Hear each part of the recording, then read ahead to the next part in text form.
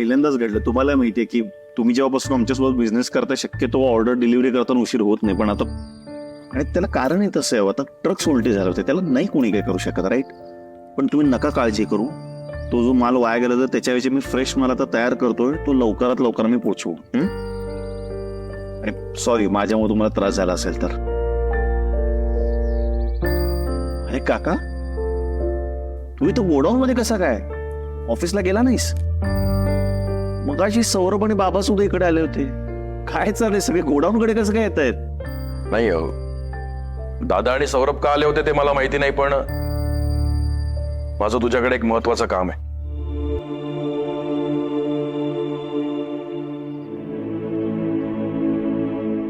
या तुम्ही आता.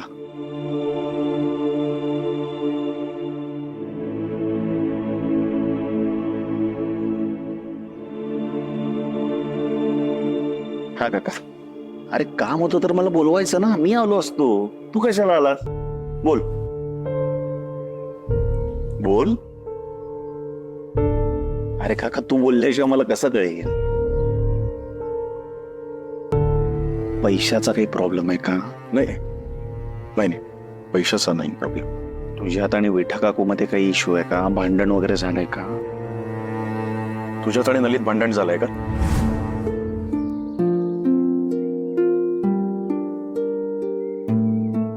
बस बस बस.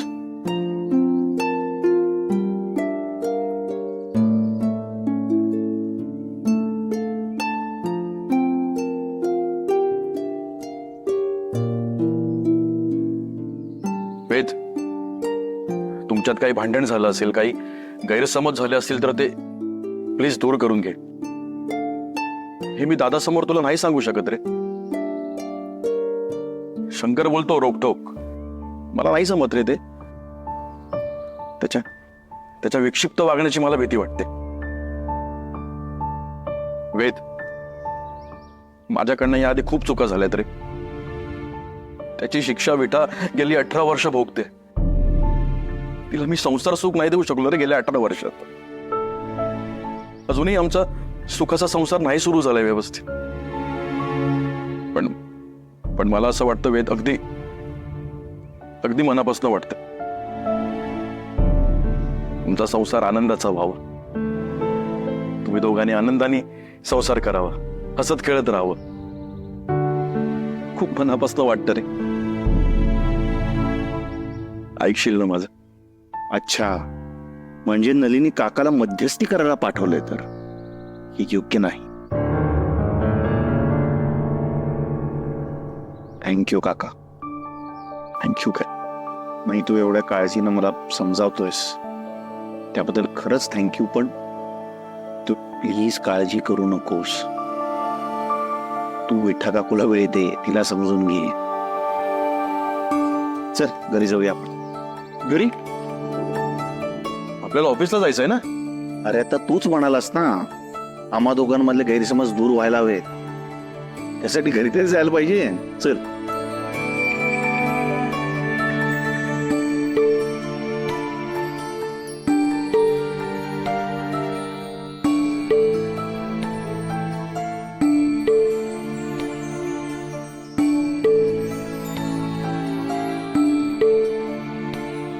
नली, आपल्यात संवाद वाढावा असं मला मनापासून वाटतं. तुला कसं वाटत नाही? काय रे, काही म्हणालास का? नाही. चल मग. हा.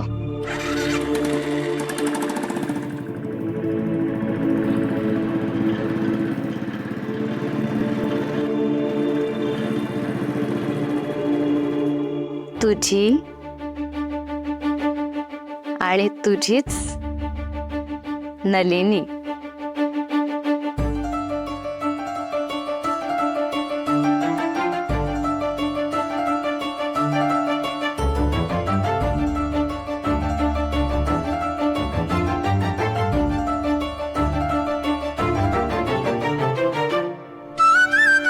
ही चिठ्ठी आता कशी वेदपर्यंत पोहोचवू? चेंडूकडे देऊ का? नको, ते बरोबर नाही वाटणार. वेदच्या ऑफिसच्या बॅग मध्ये ठेवू? नाही, पण चुकून माकून जर पडली तर नको, चान्सच नको. कशी देऊ मी वेदकडे? कुठे ठेवू की ती चिठ्ठी वेदला मिळेल?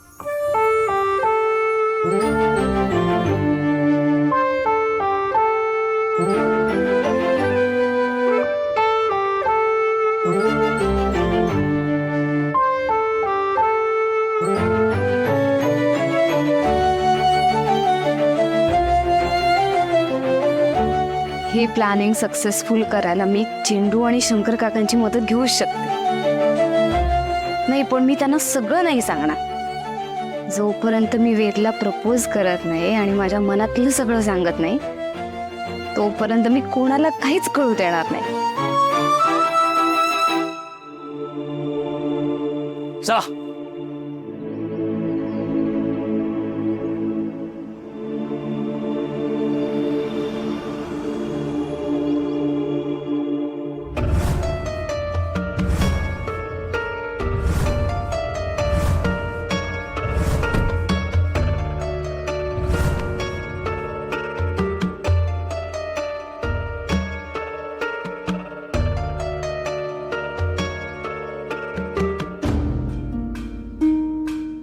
एवढा कसला राग आहे दादाला? आता तर वेदमुळे चेक पण मिळालाय. त्या नलीचा पण उगाच राग राग करत असतो.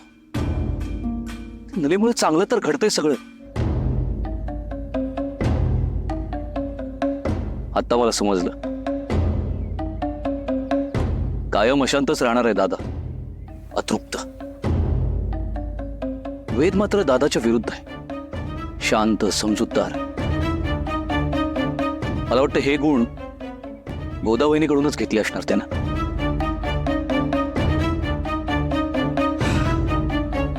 देवा, वेद आणि नलीचा संसार तेवढा सुखाचा होऊ दे, बस. गेली बंदूक घेऊन ऋषीला मारायला. काही गरज आहे का त्याची? आणि ते काय ध्येय आहे का आपलं?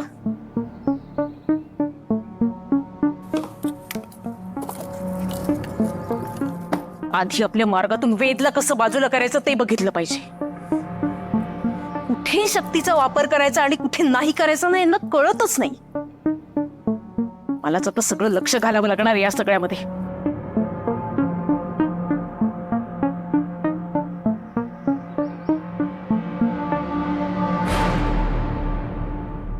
मला कशाला फोन करून बोलवलंस? हेच सांगायला की डोकं शांत ठेवा आणि मग निर्णय घ्या. या इथे बसा. गोडाऊन मध्ये काय घडलंय ना ते सांगितलंय मला सौरभने. आता त्याच्यावर राग काढू नका. मीच पाठवलं होतं त्याला तुमच्या मागे.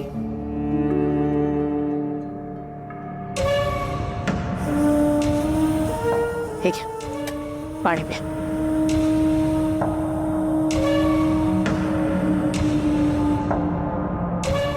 मी काय म्हणते ना ते शांतपणे ऐकून घ्या सर. मी टोकाचं वैर मनात धरता आणि मग त्यापायी आंधळेपणाने गोष्टी करता. गोदाला मारलं ना तेव्हाची गोष्ट वेगळी होती, मुलं लहान होती. आता ऋषीला जीवे मारणं इतकं सोपं नाहीये, मुलं सावध आहेत. शिवाय गोदावरी फूड्सचे अधिकार आपल्या हातात राहणं हे आपलं ध्येय आहे. त्यासाठी ऋषीसारखी चिल्ली पिल्ली मारायची नाहीत, त्यांचा हत्यार म्हणून वापर करून घ्यायचा. आधी त्या नलीला घराबाहेर कसं काढायचं ना याचा प्लॅन करा. असा सापळा रचाना तिची शिकारच झाली पाहिजे. त्या ऋषीचा नाद सोडा आता. आणि हे बघा, एक लक्षात घ्या, नवरा बायको मधली भांडणं हे त्यांच्यामधले प्रेमसंबंध मजबूत करतात. वेद जर आत्ता तुमच्या विरोधात गेला ना सगळंच अवघड होऊन बसेल.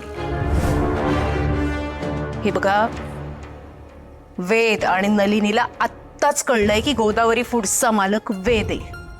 त्यामुळे ते दोघं एक होण्याच्या आत त्यांच्यात फूट पाडता आली पाहिजे आपल्याला. काहीतरी प्लॅन करा. म्हणजे नक्की काय करायचं मी? ऋषी नावाचं प्यादा आहे ना तुमच्या हातात, त्याचा वापर करून घ्या. त्या ऋषीला हाताशी धरून काहीही करू शकता तुम्ही.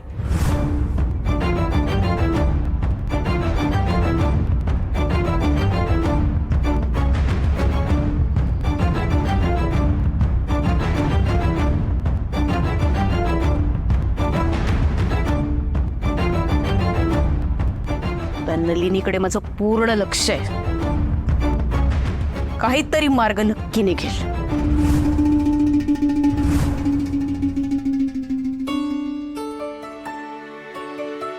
अरे तू लवकर आलास. तुझी तब्येत वगैरे बरी आहे ना? थांब, पाणी आणते तुझ्यासाठी. हे घे पाणी पी.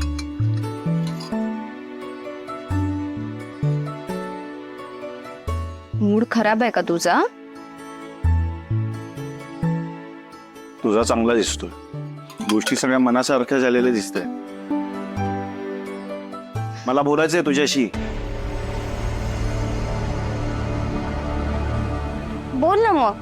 तुला जे काही बोलायचंय ना ते डिरेक्टली माझ्याशी येऊन बोलायचं. दुसऱ्या कोणालाही मध्यस्थी घ्यायचं नाही. मध्यस्थी कोणाला? अच्छा, म्हणजे तू भिकाजी काकाला तुझी वकिली करायला पाठवलं नाहीस. सकाळी बेठा काकूंनी आमच्यातलं भांडण बघून कदाचित भिकाजी काकांना सांगितलं असेल. काळजीपोटी भिकाजी काका वेदला भेटला असेल आणि बोलला असेल. वेद, तुला खरंच वाटतं का की मी भिकाजी काकांना माझी वकिली करायला पाठवेन तुझ्याकडे? एक वेळी शंकर काका असतं तर मी मान्य केलं असतं. अच्छा, म्हणजे शंकर काका तुझी वकिली करणार का आता? तसं म्हणायचं नव्हतं मला. हे बघ, मी तुला 24 तास दिलेले आहेत. त्यात जे काही खरं असेल ते तुम्हाला सांगणार आहेस.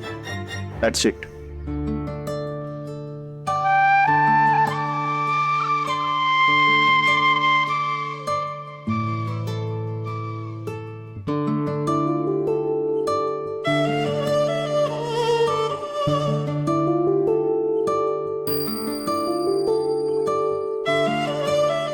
त्याला भेटायला कुठे बोलवू?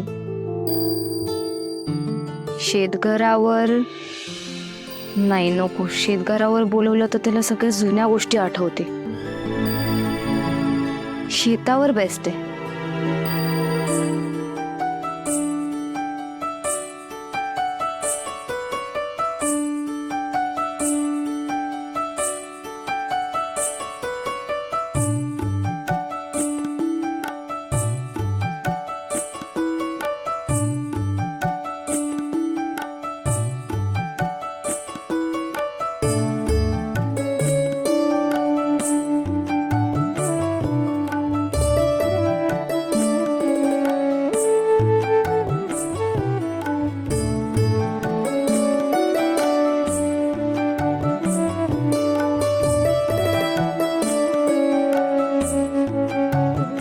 ती आता कुठे ठेवू?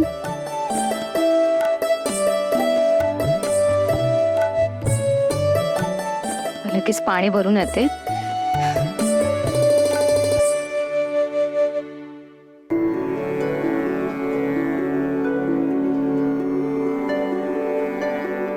ही चिठ्ठी वेदने आधी वाचायला नको. एक काम करते, ही मी माझ्या सोबतच ठेवते.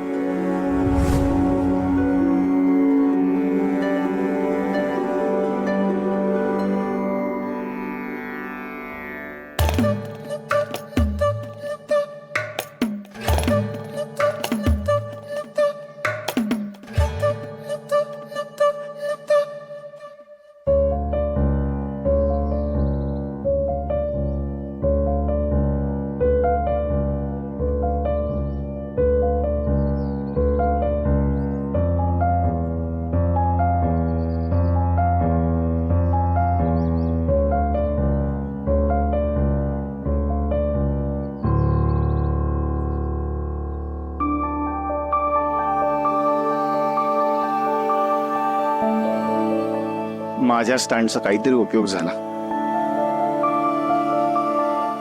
नली आज माझ्याशी मन मोकळेपणाने बोले.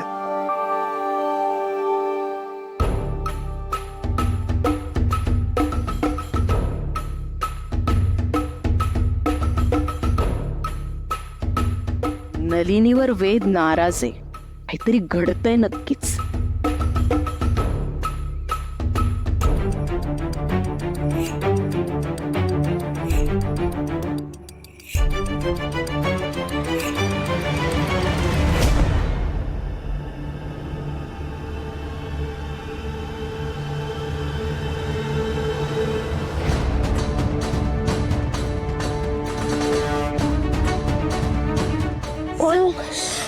लागलं नाही ना तुम्हाला? ठीक आहे ना? तू बरी आहेस ना? तुम्हाला काय अचानक चक्कर आली का? नाही ग, काय जाऊ दे. मी तुझ्याचकडे येणार होते. मी म्हटलं की काहीतरी तुला चहा पाणी विचारावं. नाही नाही नको चहा. मी जरा विहिरीवर जाऊन पाणी आणते. उशीर होईल मला. हा बर आलेच मी. नीट सांभाळून जा.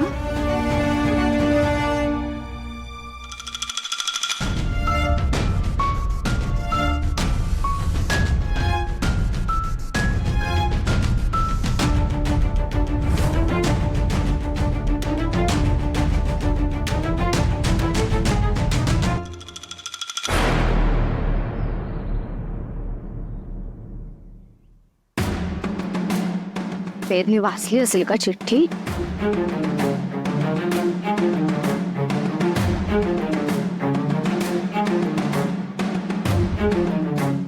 चिठ्ठी कुठे गेली?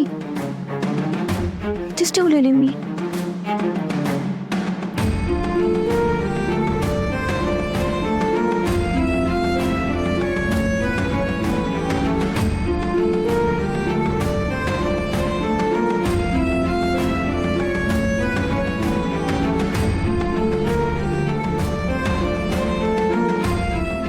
कुठे गेली?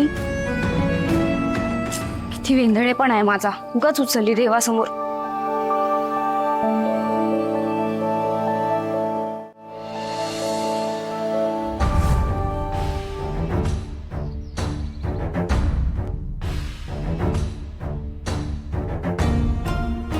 आत्ता मला कळलं वेद तुला लग्नात असं का म्हणाला की हे लग्न हीच तुझी शिक्षा आहे. तुझं दुर्दैव नली. वेदसाठी लिहिलेली चिठ्ठी मला वाचायला मिळाली. पण ज्याच्यासाठी ही चिठ्ठी लिहिली आहे त्याच्यापर्यंत ती पोहोचेल का?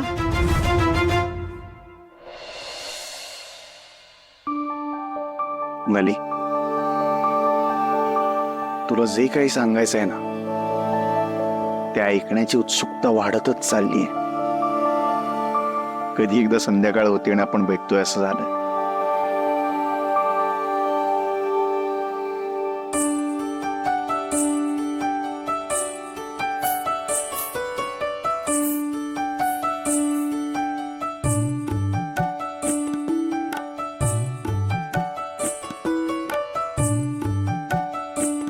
चिठ्ठी तर इथे नाहीये.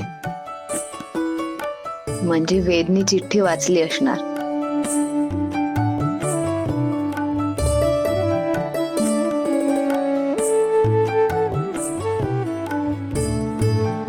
वेद एवढा रेडी होऊन परफ्यूम वगैरे मारून निघालाय म्हणजे संध्याकाळी नक्कीच शेतावर येणार. मला पण लवकरात लवकर आवरलं पाहिजे.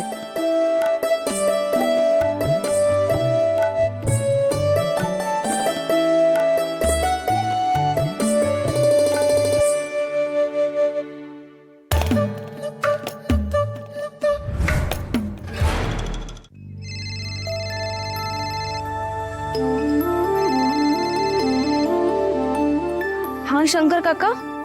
अगं नली, मी शंकर काका नाही, चेंडू बोलतोय. बोल ना चेंडू. ऐक, तू सांगितल्याप्रमाणे सगळे आम्ही तयारी पूर्ण करून ठेवतो. तू मस्तपैकी आवरून ये. आता संध्याकाळी होत आली ना, लवकर निघ. हो. आणि हो, लॉलीपॉप आणू नकोस मला, ते मिळतील मला. बरं ऐक, आपलं सगळं आटपल्यानंतर शंकर काकांना तिथे थांबायला सांगू नकोस हा. पण तू मात्र थांब. आणि तुला ते माहितीये ना कोणतं शेत आहे ते? अगं हो नले, हाय माझ्या लक्षात. आणि तू वेद यायच्या आधी लवकर ये. हो बाय. बाय. शंकर काका, मी काय म्हणतो, हा माहितीये मला. माझं काम झालं की मी लगेच जाणार आहे. शंकर काका किती गोड आहेस रे तू. हा? एवढं चांगलं आहे मी. चला.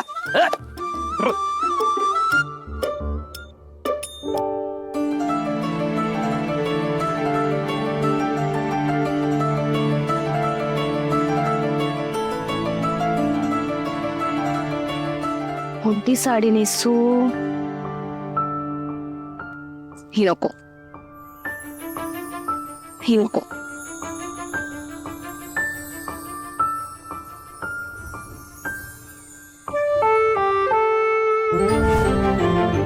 वेद, आजचा दिवस माझ्यासाठी खूप जास्त महत्वाचा आहे. जेव्हा मी तुला प्रपोज करेन ना, तो क्षण मी हृदयात आणि मनात साठवून ठेवणार आहे.